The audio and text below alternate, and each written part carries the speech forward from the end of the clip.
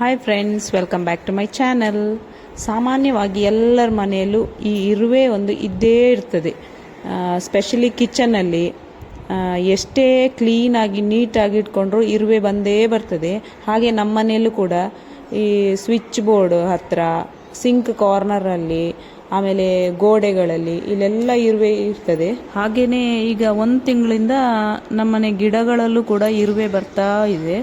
ಕೆಲವು ಗಿಡಗಳಲ್ಲಿ ಮಾತ್ರ, ಎಲ್ಲ ಗಿಡಗಳಲ್ಲಿಲ್ಲ.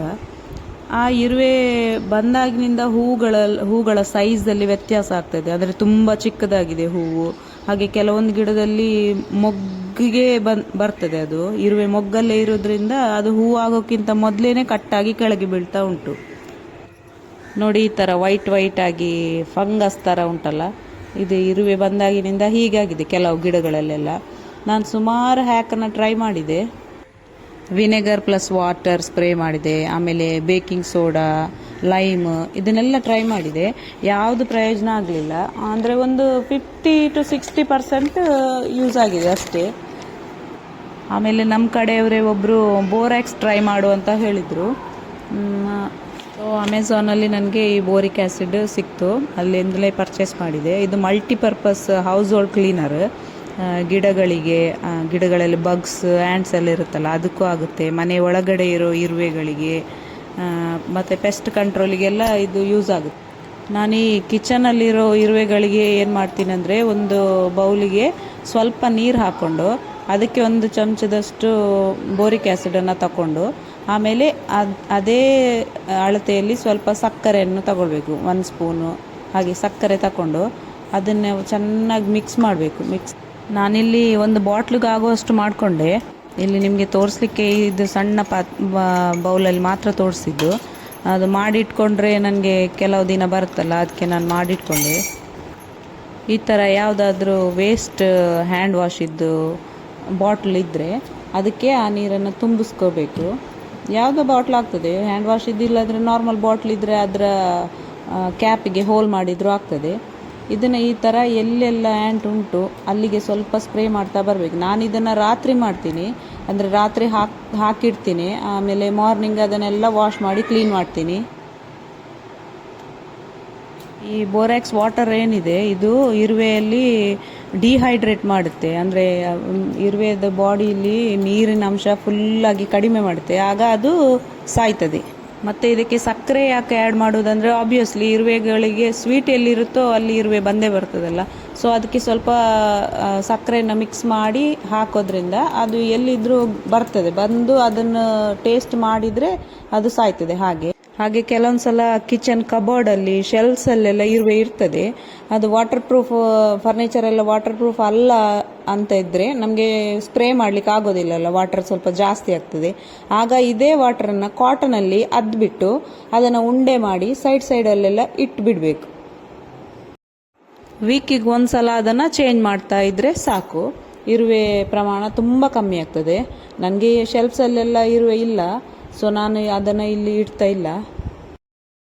ಹಾಗೆ ಈ ಗಿಡಗಳಿಗೆ ಬೋರಾಕ್ಸ್ ಪೌಡರ್ನ ಹಾಕುವಾಗ ತುಂಬಾ ಜಾಗ್ರತೆ ವಹಿಸಬೇಕಾಗುತ್ತೆ. ಸ್ವಲ್ಪ ಹೆಚ್ಚು ಕಮ್ಮಿ ಆದರೂ ಗಿಡ ಸಾಯೋ ಚಾನ್ಸಸ್ ಇರ್ತದೆ. ಅದಕ್ಕೆ ಗಿಡಗಳಿಗೆ ಹಾಕೋದು ಹೇಗಂತ ತೋರಿಸ್ತೇನೆ ನಾನು. ಈಗ ನಾನು ಒಂದು ಬಾಟ್ಲಲ್ಲಿ ನೀರು ತಗೊಂಡಿದ್ದೀನಿ. ಬಾಟ್ಲ್ ಅಂದರೆ 1 ಲೀಟರ್ ಬಾಟ್ಲಿಗೆ 1 ಲೀಟರ್ ನೀರಿಗೆ 1 ಸ್ಪೂನು ಬೋರಿಕ್ ಆ್ಯಸಿಡ್ ಹಾಕಬೇಕು. ಇಲ್ಲಿ ನಾನು 1/2 ಲೀಟರ್ ಬಾಟ್ಲ್ ತಗೊಂಡಿದ್ದೇನೆ. 1/2 ಲೀಟರ್ ನೀರಿಗೆ 1/2 ಟೀ ಸ್ಪೂನು ಬೋರಿಕ್ ಆ್ಯಸಿಡ್ ಹಾಕಿದರೆ ಸಾಕು. ಈಗ ನಾನು ಈ ಬಾಟ್ಲಿಗೆ ಇದರಲ್ಲಿ ಅರ್ಧ ಸ್ಪೂನು ಬೋರಿಕ್ ಆ್ಯಸಿಡ್ ಹಾಕ್ತಿದ್ದೇನೆ. ಇದನ್ನು ಹಾಕಿ ಕ್ಯಾಪ್ ಹಾಕಿ ಸರಿ ಮಿಕ್ಸ್ ಮಾಡಬೇಕು. ಇದನ್ನು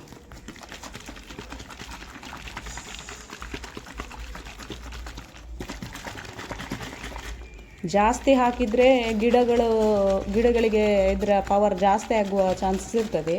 ಸೊ 1 ಲೀಟ್ರ್ ನೀರಿಗೆ 1 ಸ್ಪೂನ್ ಹಾಕಲಿಕ್ಕೆ. ಒಳ್ಳೆ ಮಿಕ್ಸ್ ಆಯಿತು. ಮಿಕ್ಸ್ ಆದಮೇಲೆ ಒಂದು ಸ್ಪ್ರೇ ಬಾಟ್ಲ್ ತಗೊಂಡು ಅದಕ್ಕೆ ಇದನ್ನು ಹಾಕ್ಕೊಳ್ತೀನಿ.